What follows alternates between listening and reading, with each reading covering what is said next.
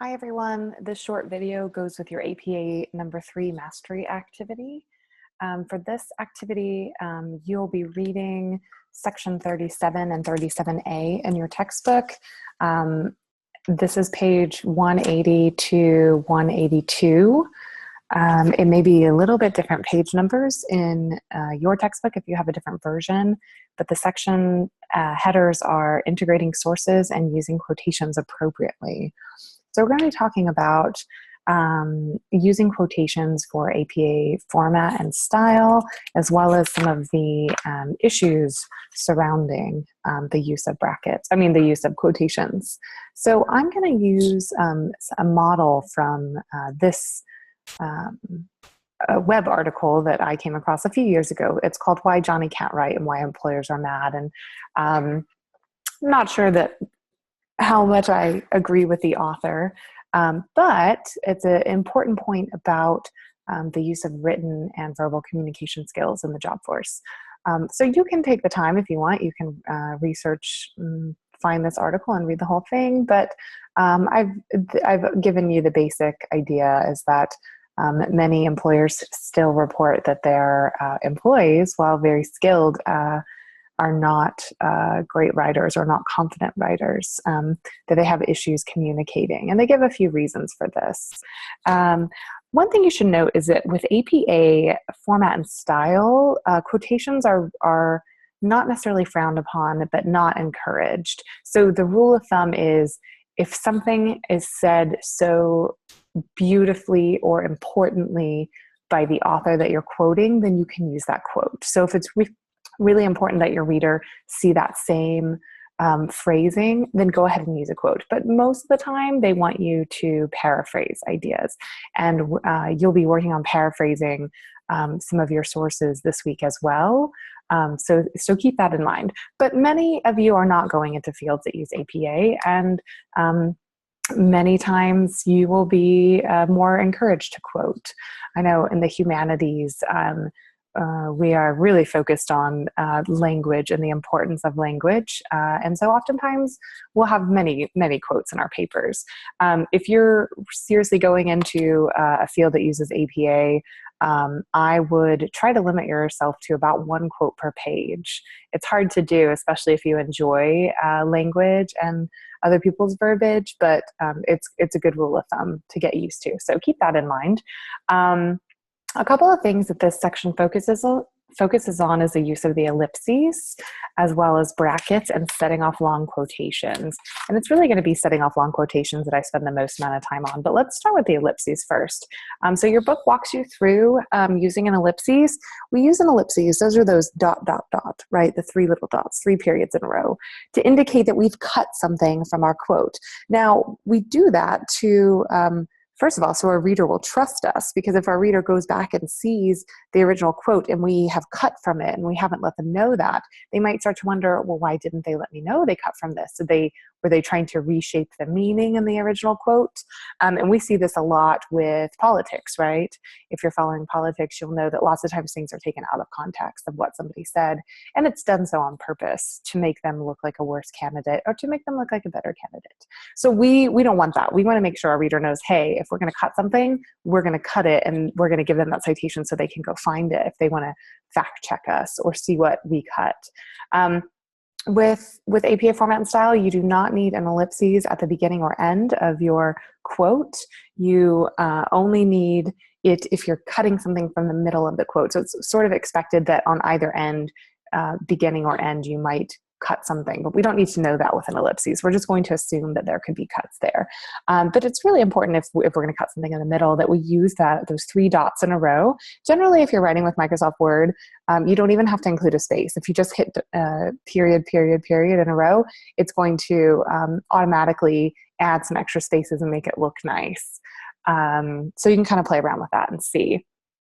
So they walk you through, they show you how one particular author cuts from a passage.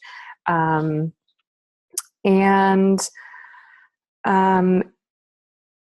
you can also, if you cut something but you want to clarify for your reader that you're quotation begins or ends in the middle of a sentence, you can use ellipses, but generally you just don't need to.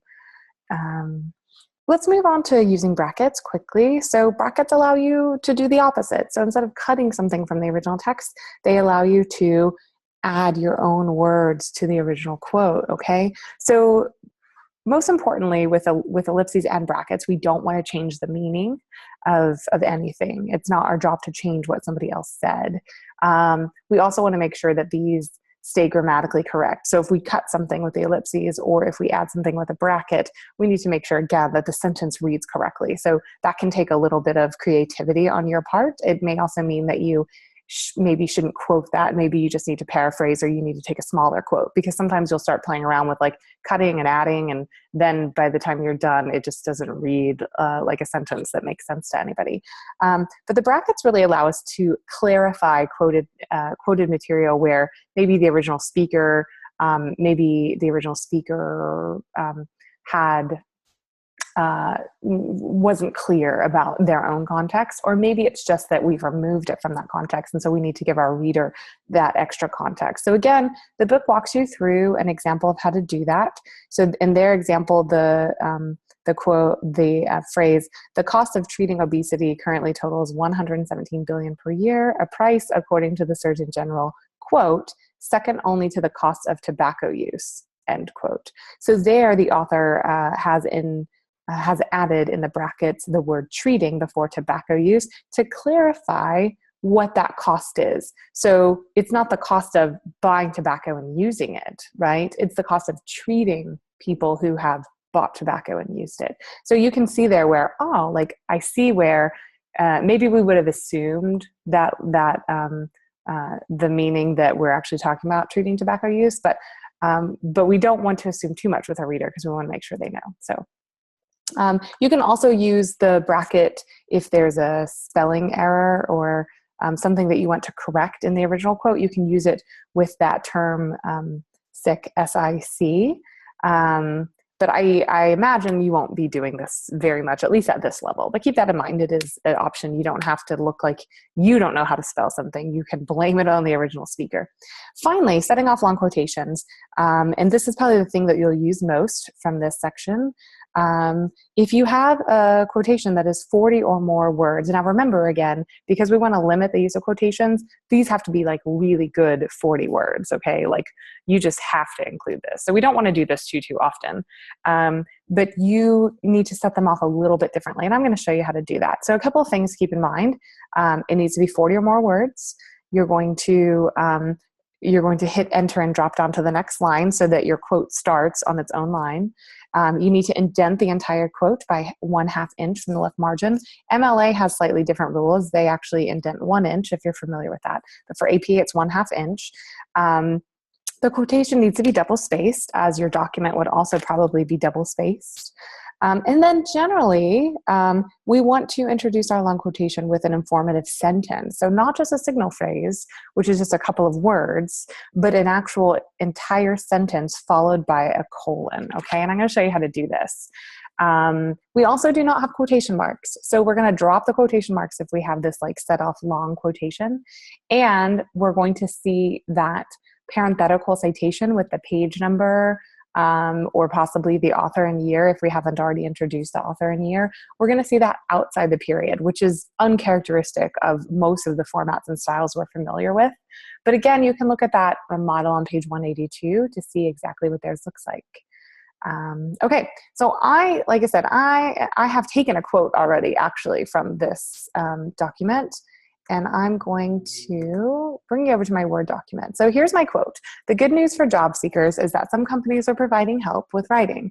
Lowsky estimates that right management is seeing an estimate of 20 to 25% in the number of clients investing in career development for employees, including improving their communication skills." Okay, so while the article seems kind of Debbie Downer about employees and their writing skills, this actually offers a little bit of hope, okay? And the author for this piece, I've already taken from the article, is Holland, and the year of publication is 2013. So I'm going to work with this. I'm going to add an informative sentence first.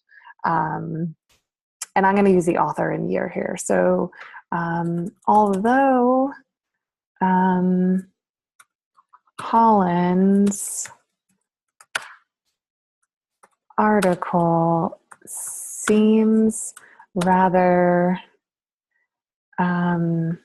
negative overall regarding, let's see, employees and their writing skills, comma, he, actually, I don't know that Holland, I think Holland is a woman, but I'm not sure. So I'm just going to avoid that and say the author does suggest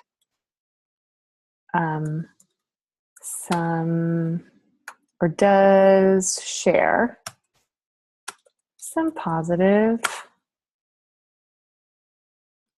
news. Okay, so see how I wrote this entire complete sentence, but I ended it with a colon, and now I have my quote. Well, I've done half the work. I have that informative sentence, but now I need to drop this down to the next line, and then I'm going to highlight this whole thing, and I'm going to indent 1/2 inch. Oops, I did that wrong, sorry. Need to grab this one at the bottom. There we go, move the whole thing, okay.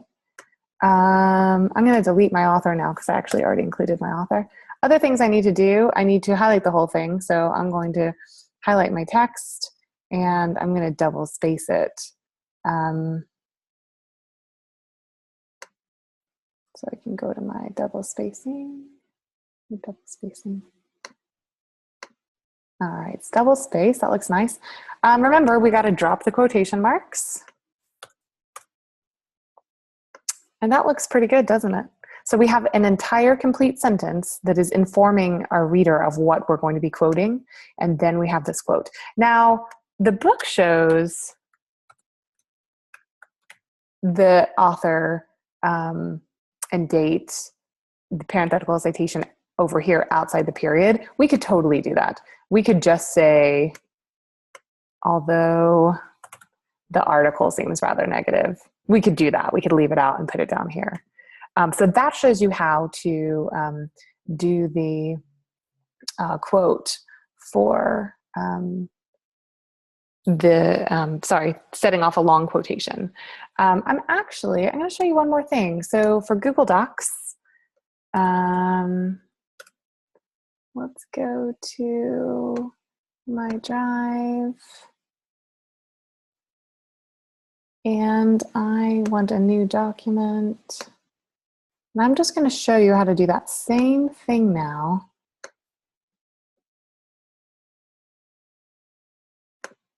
I'm gonna revert so that you guys see.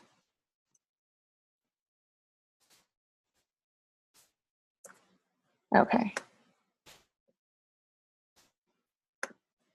All right, so I'm going to paste this in my Google Doc so we can play around with it. So although Holland's 2013 article